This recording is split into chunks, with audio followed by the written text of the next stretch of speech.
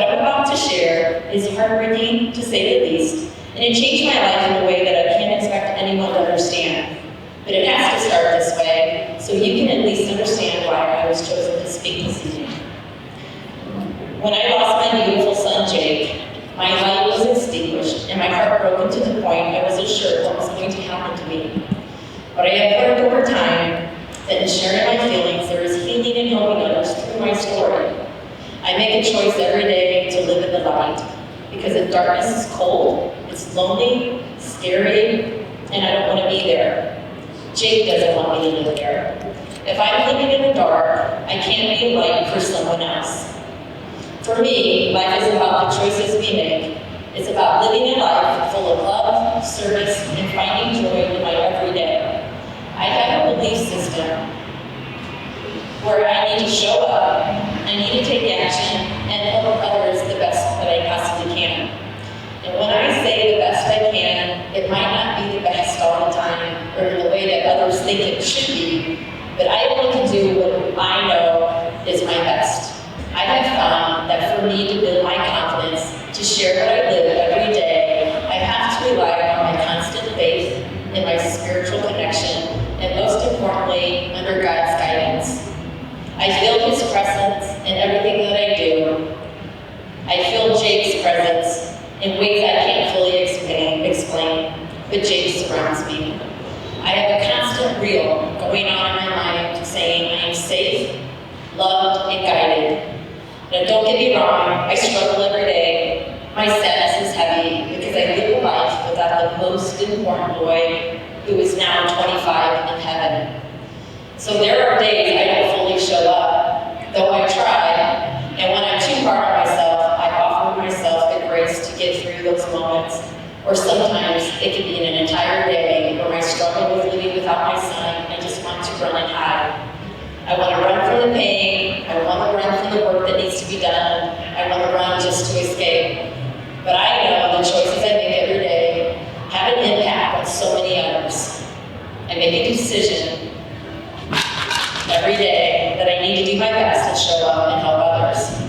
And everyone has a story. If you met me and had no idea what my story is, you would never know I lost a child. I choose to find the joy when and where I can, and be there for others amongst my greatest loss.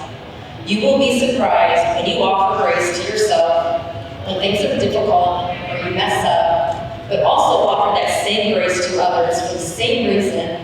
Your life will change in so many ways. It builds day by day, and some days the building of it takes a break, only to return the next day to continue the life you are building.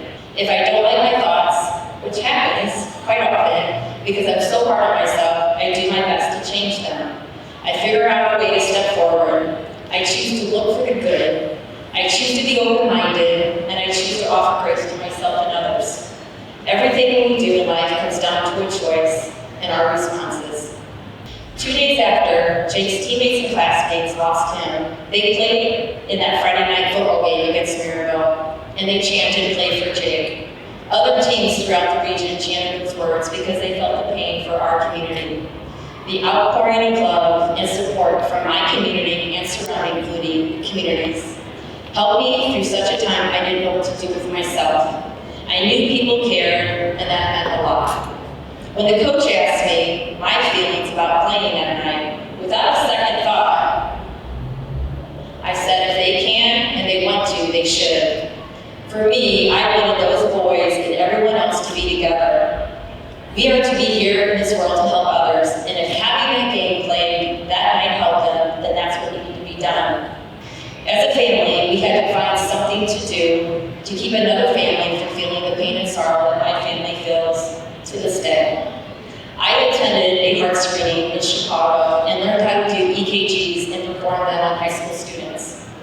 One of the hardest things I had to do, I just lost my son, and seeing these young men lying on the tables, all I could see was Jake.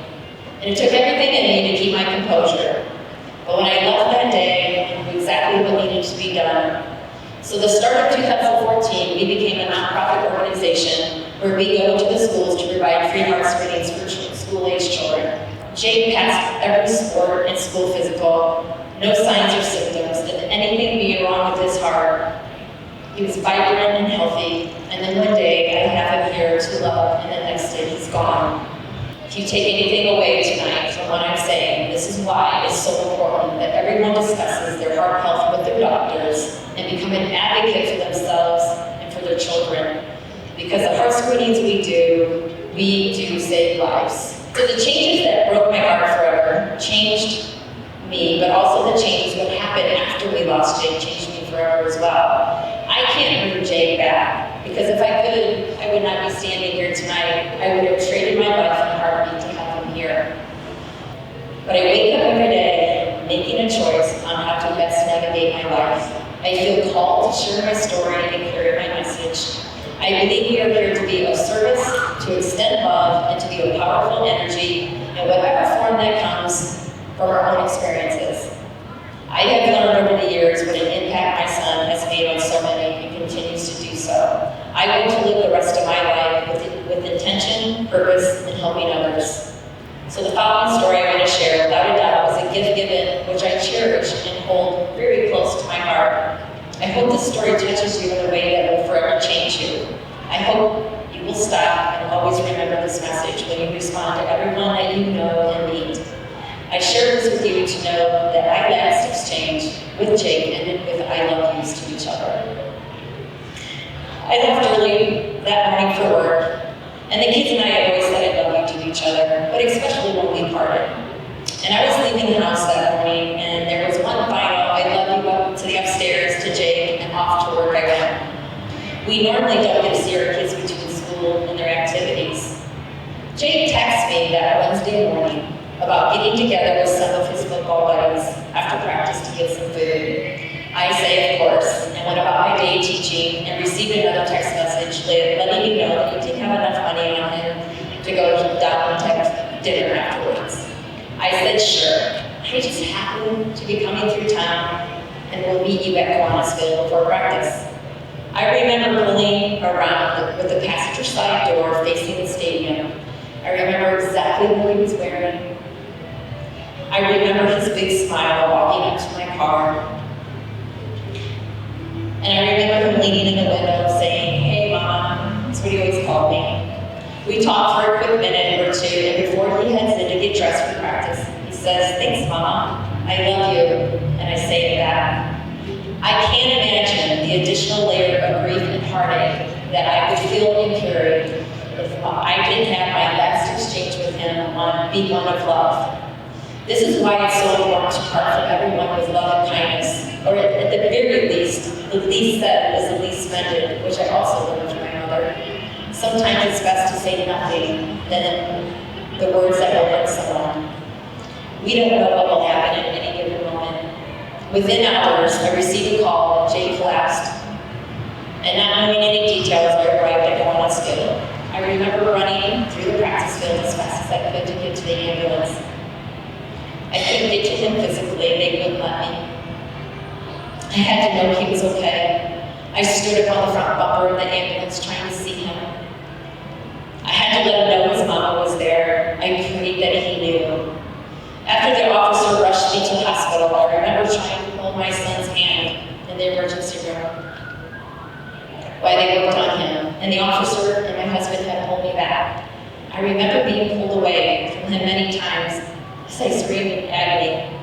I remember begging God and the doctors to save his life, and I remember not wanting to leave the hospital floor as I was exhausted and in shock. I don't want to leave without my son.